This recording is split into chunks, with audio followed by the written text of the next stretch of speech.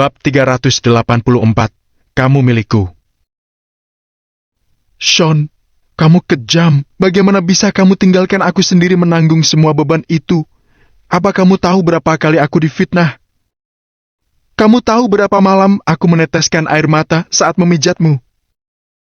Kamu tidak akan tahu, aku tidak pernah ingin kamu punya uang banyak atau kekuasaan. Aku hanya ingin kamu bisa ada untukku sebagai orang normal. Saat itu, Nora merasa sangat sedih. Namun, baginya mengucapkan kata-kata seperti itu berarti dia sudah menempatkan Sean di tempat yang penting di hatinya. Gadis itu merasa Sean harus bersatu dengannya dan membangun sebuah keluarga. Kenyataan itu cukup menunjukkan bahwa dia sebenarnya sudah mengakui Sean. Hanya saja dia tidak mau mengakuinya pada diri sendiri. Maaf untuk semua ini. Sedikit terlambat bagiku untuk menyiapkan semua ini. Telapak tangan Sean sedikit bergetar saat menatap Nora dan berkata dengan serius, "Aku hanya ingin mengabdikan hidupku untuk menebusnya." Sean menarik napas dalam-dalam dan sekali lagi menatap Nora dengan serius. "Tak ada yang harus kau bayar, karena kamu sama sekali tidak berhutang apapun padaku." Nora menarik napas beberapa kali lalu menyeka air matanya untuk sedikit menenangkan dirinya. "Aku sedikit lelah, jadi aku mau pulang dulu." Nora dengan enggan mengatakan itu, tapi akhirnya dia berhasil. "Nora?"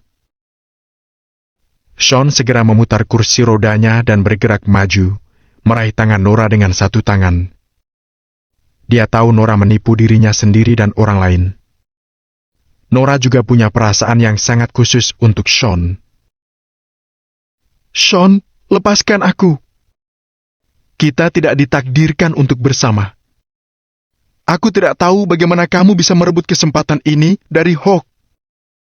Nenek, Paman Kenneth, dan yang lainnya tidak mengizinkanku menikah denganmu apapun yang terjadi. Kamu mengerti?"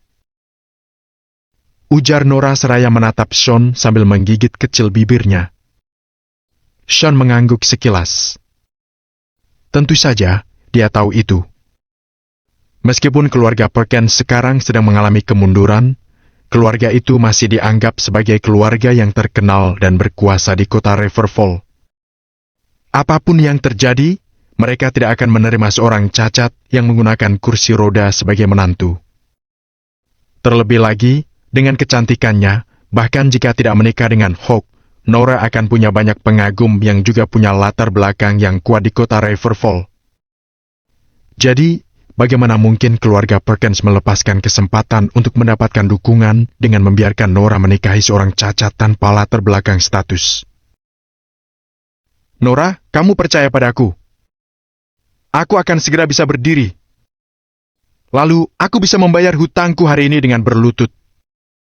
Aku telah melakukan semua yang aku janjikan, dan karena itu, aku juga akan melakukan apa yang aku janjikan."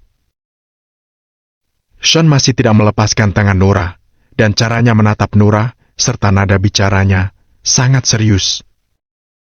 Nora terhuyung-huyung di tempatnya ketika banyak sekali kenangan melintas di benaknya. Sejak saat Sean mendapatkan kembali kesadarannya, tampaknya semua yang Sean katakan sudah menjadi kenyataan. Dia telah membelikannya mobil dan rumah. Dia bahkan mengatakan bahwa dia akan menyatakan cintanya kepada Nora di atap Hotel Lakeside pada hari ke-9, dan pada akhirnya dia telah melakukan apa yang dia katakan. Sean tidak pernah berbohong padanya. Nora menggigit bibirnya lalu perlahan berbalik untuk menatap Sean. Benarkah?" Sekali lagi, batin Nora berperang. Dia ingin menerima Sean setulusnya. Namun, pada saat yang sama, dia juga tahu sangat sulit membuat keluarga Perkins menerima Sean yang cacat. Jadi, Nora sempat berpikir daripada merasa lebih patah hati di kemudian hari, akan lebih baik dia bersikap kejam dan memutuskan hubungan sekarang. "Ya, aku tidak akan berbohong padamu." Sean terdengar sangat tulus. "Sean." Nora menatap Sean beberapa detik sebelum tiba-tiba tersenyum lagi dan menggeleng. Sean, kamu benar-benar tidak berhutang apapun padaku.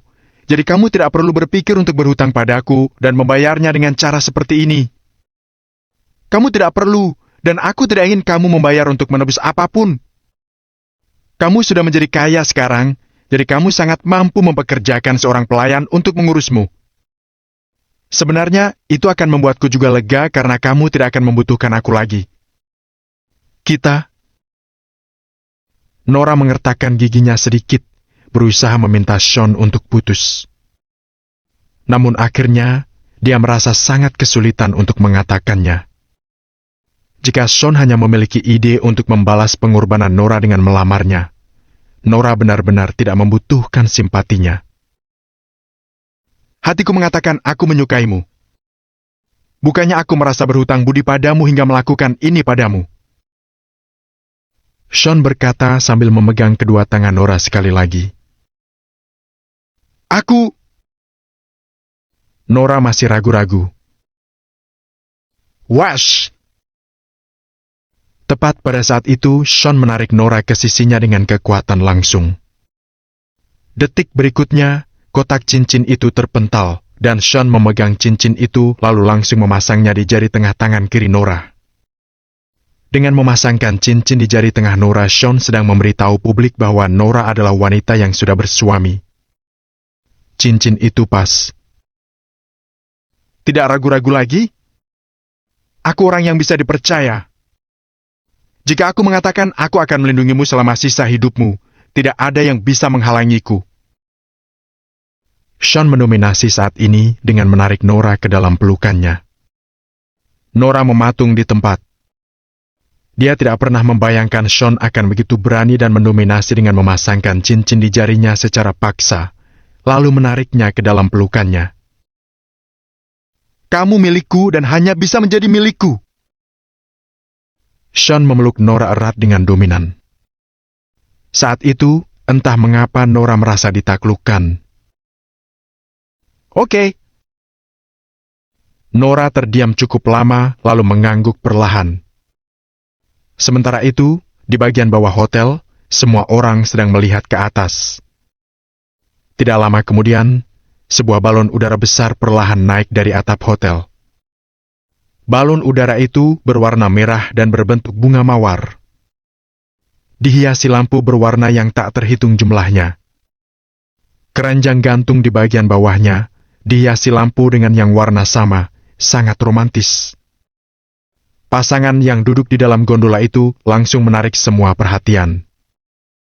Gondola itu perlahan naik ke udara, ditemani taburan kelopak bunga yang tak terhitung jumlahnya, menciptakan suasana romantis.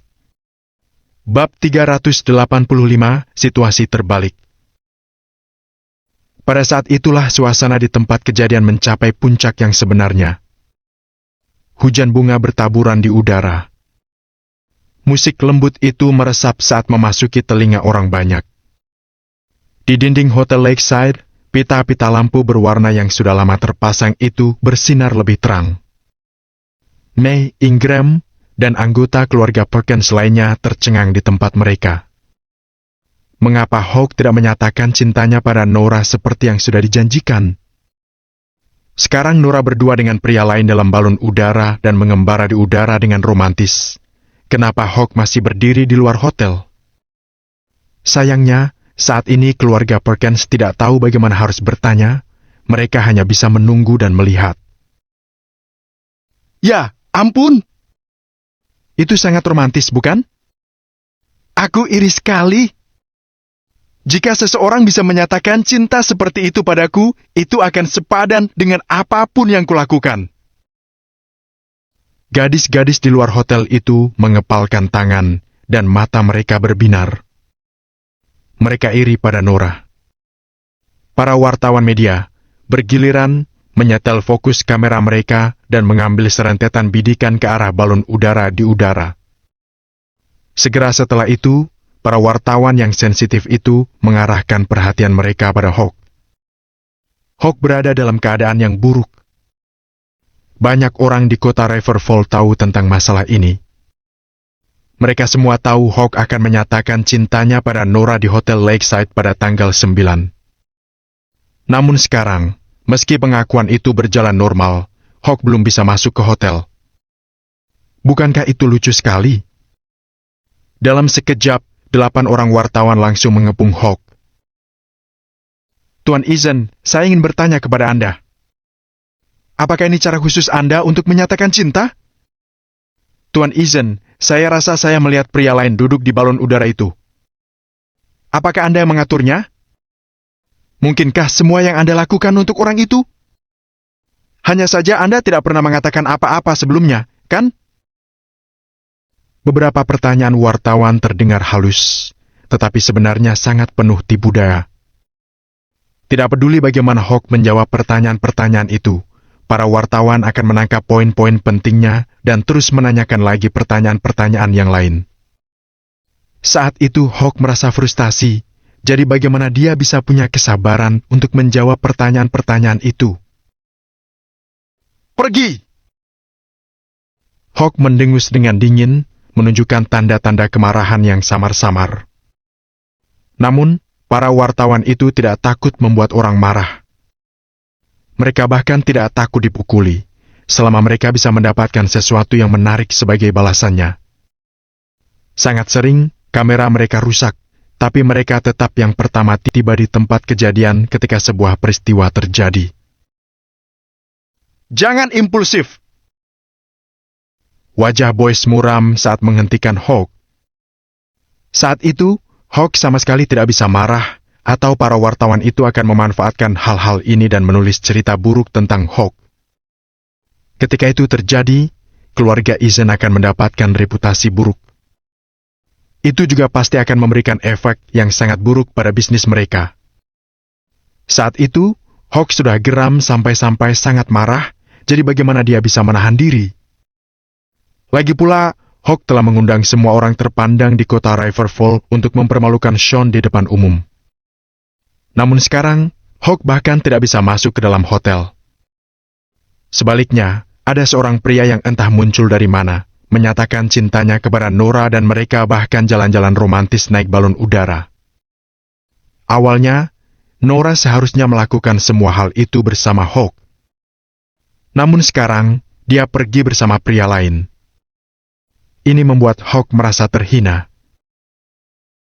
Pergi dari sini! Pergi dari sini! Hawk mendorong seorang wartawan agar menyingkir dan berteriak-teriak dengan marah. Dan setelah Hawk melakukan itu, semua orang marah. Para wartawan itu sudah tak tahan lagi dengan Hawk. Tuan Eason, mengapa Anda begitu marah? Apa karena yang kami katakan benar? Tuan Eason, bolehkah saya bertanya apakah Anda membuat kehebohan yang meriah seperti itu hari ini hanya untuk membuat kami bingung? Mengapa orang lain yang menyatakan cinta kepada Nora dan Anda masuk ke hotel saja tidak bisa?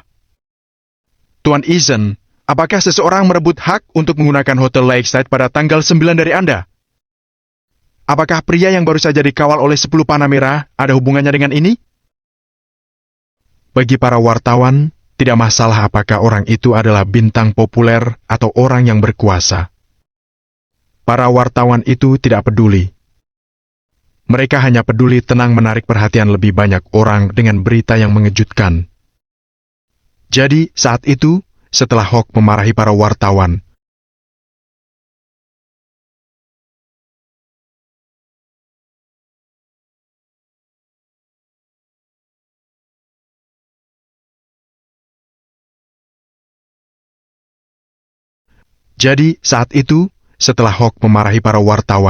mereka tak segan mengajukan pertanyaan-pertanyaan kasar. Pengawal! Singkirkan mereka! Hawk mengertakkan gigi dan berteriak marah ke kejauhan. Bab 386, diremehkan. Seketika, lebih dari 10 pengawal berbaju hitam bergegas datang dan mendorong wartawan-wartawan itu. Pada saat itu, suasana di atas hotel tampak sangat kontras dengan alun-alun di bawahnya. Di udara, balon udara melayang perlahan, membawa Sean dan Nora dengan romantis. sedangkan alun-alun di bawahnya kacau. Pada saat itu, orang-orang terpandang dari kota Riverfall yang telah diundang oleh Boyce merasa tidak nyaman berada di luar hotel. Mereka merasa keluarga Eason hanya mempermainkan mereka. Para tamu itu datang hanya untuk menunjukkan rasa hormat kepada keluarga Eason. Beberapa bahkan telah menunda banyak kegiatan sosial hanya untuk menghadiri upacara tersebut. Namun kemudian, pertama, keluarga Eason membuat para tamu duduk di luar hotel selama beberapa jam. Sekarang, mereka bahkan tidak sempat masuk hotel. Alih-alih, mereka dikelilingi oleh wartawan-wartawan itu, yang terus merekam mereka. Para tamu itu adalah orang-orang terpandang di kota Riverfall dan punya reputasi yang baik. Namun, apa yang telah dilakukan keluarga Eason hari ini telah membuat para tamu itu merasa terhina. Tuan Boyce, aku punya kesepakatan bisnis, jadi aku akan pergi dulu. Ini pertunjukan yang bagus. Tuan Boyce, aku harus mempertimbangkan kembali kolaborasi kita. Tuan Boyce, masalah ini telah menunjukkan kepadaku kemampuan keluarga Eason untuk menyelesaikan sesuatu. Mereka mencemooh Boyce sebelum berbalik dan pergi. Seseorang bahkan menyalakan mobil tanpa pamit dan langsung pergi. Hampir 100 mobil mewah yang tadinya terparkir di hotel segera pergi. Boyce tak bisa berbuat apa-apa selain memaksakan diri tersenyum saat melihat orang-orang itu pergi.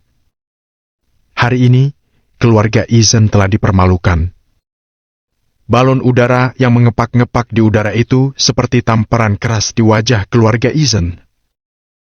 Keluarga Eason telah dipermalukan di depan semua orang di kota Riverfall. Namun Boyce masih belum tahu siapa orang yang mempermalukan mereka itu. Boyce merasa sangat dirugikan dan sekarang dia marah. Tuan Boyce, apa yang sebenarnya terjadi? Nyonya Perkins, yang akhirnya juga tidak bisa menahan diri, perlahan menghampiri Boyce dan bertanya. Nyonya Perkins, ini... Boyce, pada saat ini, bahkan tidak bisa menjelaskan apa yang sedang terjadi. Dari kedatangan pemuda itu dengan RV dan sebuah kursi roda, Boyce merasa ada yang tidak beres. Sekarang, jelas seseorang pasti sudah mengatur semua ini sejak lama. Tampaknya keluarga Eason dan bahkan keluarga Perkins tidak tahu apa-apa dan telah dipermalukan. Tuan Eason, apakah kamu membohongi keluarga Perkins? Meskipun keluarga Perkins telah sedikit menurun sekarang, itu belum tentu lebih buruk daripada keluarga Eason. Apakah kamu selalu berpikir keluarga Perkins sangat ingin bergabung dengan keluarga Eason? Nyonya Perkins bertanya pada Boyce sambil menekan amarahnya. Boyce tahu dia berada dalam posisi yang buruk pada saat ini, jadi dia tidak berani membalas. Nyonya Perkins, ada kesalahpahaman dalam masalah ini. Beri saya waktu 1 hari. Malam ini saya akan menyelidiki masalah ini dan kemudian memberikan penjelasan besok. Bagaimana menurut Anda? Boyce membungkuk dengan sopan. Nyonya Perkins melirik Boyce lalu melihat balon udara di udara dengan perasaan campur aduk. Dia kemudian berjalan menuju mobil dibantu anggota-anggota keluarga Perkins. Pada saat itu, tidak ada gunanya lagi mereka tinggal lebih lama. Apa yang terjadi malam ini benar-benar membuat mereka sedikit terkejut. Anda tenang saja, Nyonya Perkins. Saya akan menyelidiki masalah ini nanti. Boyce hendak melihat Nyonya Perkins pergi, tapi beberapa wartawan mengelilinginya. Tuan Boyce, Anda datang ke tempat kejadian secara pribadi, jadi saya rasa Anda juga sangat serius dengan masalah ini, bukan? Jika Tuan Eason hanya mengejar seorang wanita, Anda, seorang presidir, tentu tidak akan datang. Namun, karena Anda datang, apa Anda punya niat menjadikan Nona Nora menantu? Dan sekarang, mengapa Nona Nora diajak pergi oleh laki-laki lain? Apakah dia menolak Tuan Eason? Beberapa wartawan menghalangi jalan Boyce, mengajukan pertanyaan-pertanyaan yang sangat tajam. Ini dia, telah terjadi beberapa kesalahpahaman. Boyce adalah presidir grup Eason. Jadi, apapun yang dia katakan dan lakukan harus sesuai dengan statusnya. Maka, Boyce harus menyembunyikan emosi dan tersenyum pada kamera. Pergilah! Minggir, kalian semua! Boyce bisa menekan amarahnya, tapi Hawk pasti tidak bisa. Hawk merasa Nora telah mengkhianatinya, dan dia terbakar amarah. Hawk seperti sudah gila. Dengan pengawal-pengawal di belakangnya, dia mendorong semua wartawan di depannya menjauh dan kemudian bergegas masuk ke dalam mobilnya lalu melarikan diri. Bab 387, itu adalah Sean. Reaksi-reaksi Hawk itu telah direkam. Seperti yang sudah diduga, berita utama di gosip kota Riverfall akan mengejutkan. Wash! Hawk mengendarai mobilnya dan pergi menjauh setelah dia menambah kecepatan. Hawk ingin mencari tahu siapa sebenarnya pria yang duduk di dalam balon udara itu. Hawk tidak bisa tinggal lebih lama lagi di hotel. Jika tidak, wartawan-wartawan itu akan mengincarnya. Periksa! Selidiki masalah ini untukku. Cari tahu siapa yang menghalangi jalanku. Hawk memegang setir menggunakan satu tangan, tangannya yang lain memukul setir dengan keras. Beberapa pengawal yang ada di dalam mobil tidak berani berkata apa-apa lagi. Mereka hanya menyetujui semua yang dikatakan oleh Hawk. Aku tidak peduli dia siapa dan apa statusnya. Dia sudah ditakdirkan mati. Aku akan menghajarnya habis-habisan. Hawk mengertakkan gigi dan berteriak marah. Dia memiliki kebencian yang mengerikan pada pria yang telah menyatakan cinta pada Nora, bahkan melebihi kebenciannya pada Sean. Jangan khawatir, Tuan Eason. Kami akan menemukannya. Para pengawal itu menuruti perkataan Hawk, sama sekali tidak berani membantah karena mereka tidak ingin dimarahi oleh Hawk. Di atas hotel, balon udara itu perlahan melayang dan keluar dari sekitar area hotel dengan jarak yang cukup jauh. Balon udara itu perlahan kembali ke atas gedung hotel karena hampir kehabisan bahan bakar. Alih-alih pergi, justru semakin banyak orang yang berkerumun selama proses itu berlangsung. Mereka semua ingin melihat siapa pria misterius ini yang menyatakan cintanya pada Nora. Namun, mereka tetap tidak bisa melihat Sean dan Nora, bahkan setelah balon udara itu mendarat cukup lama. Beberapa orang berspekulasi bahwa keduanya menetap di hotel, sementara yang lainnya merasa dua orang itu sudah pergi melalui pintu belakang. Setelah menunggu 1 jam, para wartawan itu pun mulai pergi. Semua orang sudah pergi, tetapi mereka semua mengingat pemandangan yang luar biasa megah pada hari itu. Saat itu, di rumah Nora. Dengan mengherankan, pada saat itu seluruh anggota keluarga Perkins telah berkumpul di dalam rumah. Setelah kembali dari hotel, mereka berkendara ke sini dan menunggu dengan tenang. Mereka ingin menunggu Nora pulang dan menanyakan tentang siapa pria itu sebenarnya. Masih belum bisa menghubungi Nora? Sambil mengerutkan keningnya, Nyonya Perkins melihat ke arah May yang meletakkan ponselnya dan bertanya. Sudah bisa, tapi dia tidak menjawab. May menggelengkan kepala dan meletakkan ponselnya. Orang-orang yang berkumpul pun ikut mengerutkan kening. Apa yang terjadi dengan Nora? Apa akhir-akhir ini Nora berhubungan dengan seseorang? Nyonya Perkins berpikir sejenak, lalu kembali bertanya sambil mengerutkan kening. Tidak. Ingram melambaikan tangannya dan berkata, seperti yang kalian tahu, selain dengan pekerjaannya, Nora hanya fokus pada keluarganya. Semua perhatiannya terutama terfokus pada Sean. Jadi, tidak mungkin dia memiliki pria lain. Setelah mendengar perkataan Ingram, Yates dan Fanny juga tidak membantah. Karena itu memang faktanya. Nora menghabiskan 2 tahun terakhir hanya fokus pada pekerjaannya dan Sean. Selama itu memang banyak pria yang berusaha mengejarnya, tapi dia sama sekali tidak berubah, apalagi memberikan kesempatan pada pria-pria itu. Nyonya Perkins mengangguk, tetapi dia masih terus mengerutkan kening. Dan juga, seperti yang ku tahu, Nora tidak akan pernah menerima pernyataan cinta dari orang asing. Jika menerima pria itu, yang pasti dia sudah mengenalnya sejak lama. Nyonya Perkins mengatakan dengan tegas. Orang-orang pun sekali lagi mengangguk. Nenek, orang itu bukan Sean, kan? Yates mengerutkan kening dan berpikir sejenak. Kemudian, dia bertanya. Tidak mungkin! Jelas bukan! Fanny sama sekali tidak memikirkan hal itu, karena dia langsung menjawab. Masing-masing orang punya pendapatnya sendiri. Aku pulang! Saat itu, tiba-tiba terdengar suara Nora dari luar. Orang-orang yang berkumpul itu serempak berdiri dan melihat keluar. Sebelumnya, mereka tidak terlalu memendulikan Nora. Klik! Pintu menuju ruangan itu terbuka, dan sebuah kursi roda perlahan didorong masuk. Tepat setelah itu, Nora muncul di belakangnya. Ketika mereka melihat kursi roda dan Sean, yang mengenakan setelan jas, semua orang yang ada di keluarga Perkins terpaku. Kursi roda ini, setelan ini. Bukankah itu sama dengan yang dikenakan oleh pria yang keluar dari RV? Nora, ini.